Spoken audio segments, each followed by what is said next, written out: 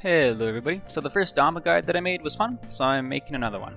First of all, who am I? I'm a former pro, I'm a Grandmaster, and I'm a support main. Pip is a really niche support right now. Some people think he's kinda garbage, but here's my support tier list. I think this character is nuts, and I think he would almost be meta if people gave him a bit more of a chance.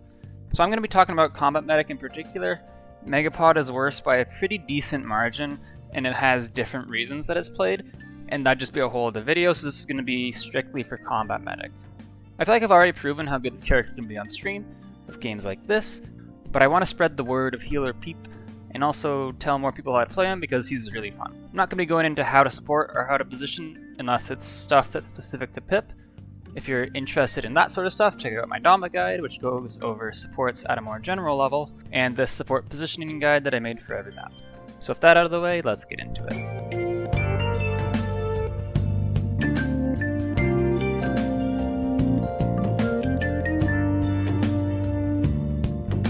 So Pip is really similar to Damba. He's got throughput heals, he's got good CC, and he's a bit less survivable. So where's the difference? So Pip's definitely a bit more map dependent. The heals are just awkward on some maps with line of sights and walls and high grounds and projectiles and all that. But what you get from that is that Pip's ult is a bit stronger. Now where does that actually matter, right? If you had a fear on someone, or if you had a chicken on someone, both of those ults should be a kill. But the difference is against tanks. Against tanks, you're not going to kill them with Damba ult once Resil's online. But you can kill tanks with chicken, even with Resil. So there's sort of like 4 tiers, and you pick Pip and this one. Now there's obviously more supports than Damba and Pip. You can still make Pip work in other scenarios, but this is trying to give context for where I think Pip is the best option since Combat Medic is kind of new. And for context, here's my Pip map tier list. He's really good on his maps with slow comps against tank dive. He's not really great when your team needs to play like fast, because when he doesn't have his ult, he has a really hard time keeping up. So for builds, Pip has a lot of mandatory cards in his healer builds, which kind of sucks, but it's fine. So you want reload at 3 or 5. It's just more healing. Reload at 3 is enough to give an instant reset when you proc it on multiple people. This is a necessary card. Bursting people for 2750 is kind of insane. You want Gift Giver at 3 or 4. It's self-sustain. 3 means that you stay alive. 4 means that you never have to potion yourself and you can always use your heal for teammates. I prefer 4, but 3 is fine. Medicinal Excellence, the range card, it's not really needed at a super high level. Like at a 2, it just helps being able to hit multiple people. It works really well with reload, and higher levels is good on some maps like Jag and Ice Mines. Before we go over other cards, let's talk about Smithereens. This is the best one pointer. It's just the most value, it can proc on multiple people, and it's just really good for keeping your ammo up. Now if you can count, I've talked about 4 cards. So even though you have up to 5 points left, you're not really going to have too much variety in Pip builds. You just get one slot that you can sort of customize your build with. So let's talk about your options for that slot. Refreshing Jog is the one that I like. It has, it's just more sustain. It helps against every matchup, and that bit of sustain really helps against things like tanks, which have lower burst. Acrobat's Trick is another good option. I don't think this is consistent enough, I don't think it's enough value, but some people like it. Pep in the Step does what it says, but usually you're using your heal for the heal, right? So again, it's just sort of inconsistent. Escape Artist, I tried this card, and I prefer Refreshing Jog. You don't really want to run away from things too much. You usually just want to like chicken them, or just have your base weightless is good enough usually. You could run Sturdy. Again, it does what it says. It's not really worth. You're not moving around too much most of the time, and you have your weightless. Graviton, you could, but again, I just don't see it getting more value. For Shrewd Move, it does what it says, but your cooldowns really aren't that important, honestly, and they're very short. For Moxie, it's just not worth. Just run Gift Giver 4. Or even Refreshing Jog. So basically, probably Refreshing Jog is going to be your last choice, and then Acrobat's Trick or maybe Pep in the Step if you're feeling a bit spicy. For your items, I really like starting Morale on Pip. Like he builds his ult so quick, so having like that team fight winning ult on the first mid is really good. After that, you can go into Deft Hands. Deft Hands is really good, especially just I don't usually ever get it to 3, it's usually just start it at 1, maybe get it to 2 late game, and then that's usually good enough to keep your heals up. Then it's mostly just blue items. Pip is pretty squishy for the comps that he wants to play into, right? He's playing into very aggressive comps, so finishing Rezil is really common to do that early on Pip. Then Haven and Blast are also very good to just help survive things. Nimble stacks with your weightless, so that's cool, but again, it's not super necessary. You buy Chronos for your potion, but that's not great. You're usually just relying on your in-hands for most of your healing. So most games, you're going Morale into Deft Hands into whatever blue items you need to go for.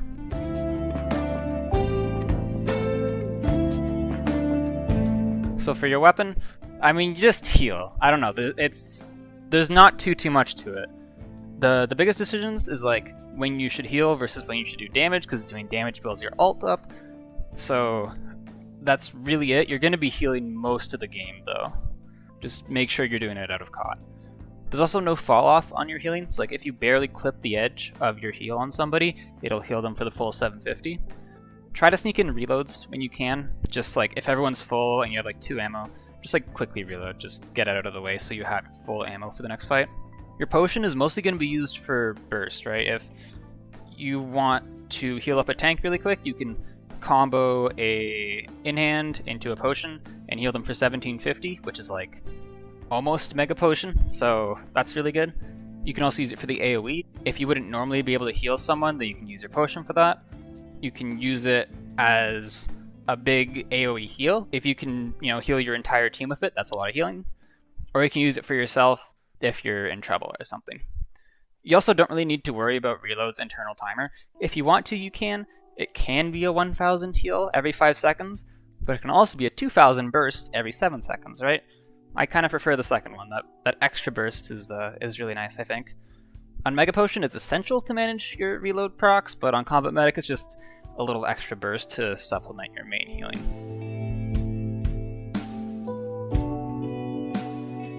So the AoE on this ability is actually way bigger than you think, so using it like above shields and around corners is really good.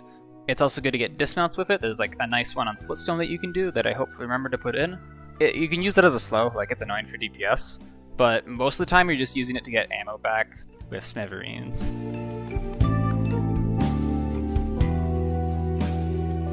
So for weightless, you can't potion jump with Combat Medic, which kind of sucks. So your weightless is usually just used for rotations and for surviving dives, because you can combine it with Refreshing Jog and just live a whole bunch of things. So if you're being dove and you have weightless, you either want to get out, but if you can't get out, then you just want to like bounce around them, jump above their head, and just make yourself really hard to hit. And I'll post a random noob guide in the description. I'll talk a bit more about that, but wall jumps are essential to playing a good pip.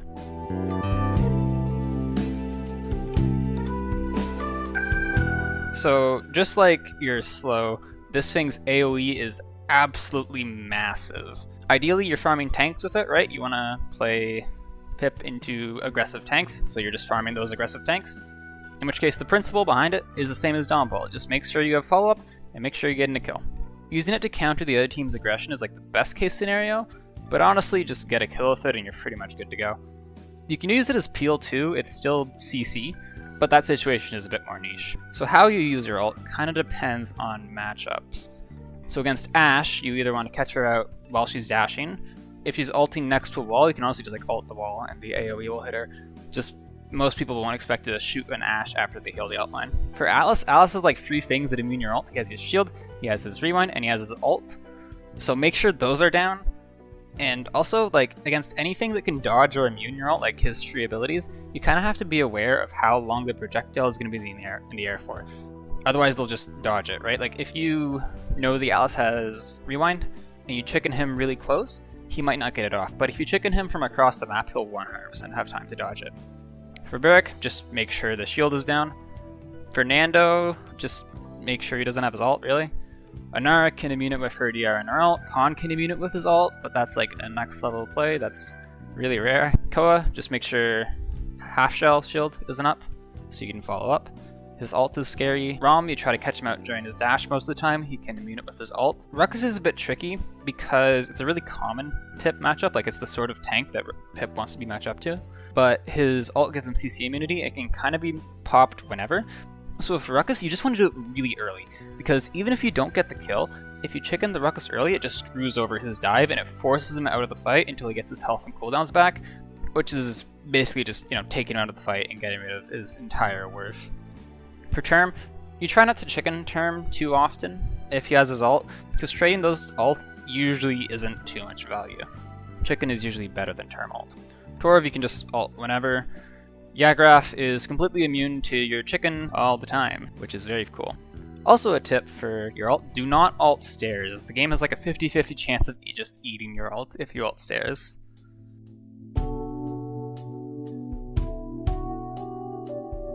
So Pip isn't really complex, but there's a lot of depth, right? So heal priority and just knowing what you can get away with and positioning and all the fundamentals, they really shine through on a good Pip player.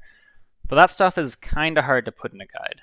The best I can say is either just experiment with stuff, see what works, or watch streams or VODs or guides from good combat medic Pip players.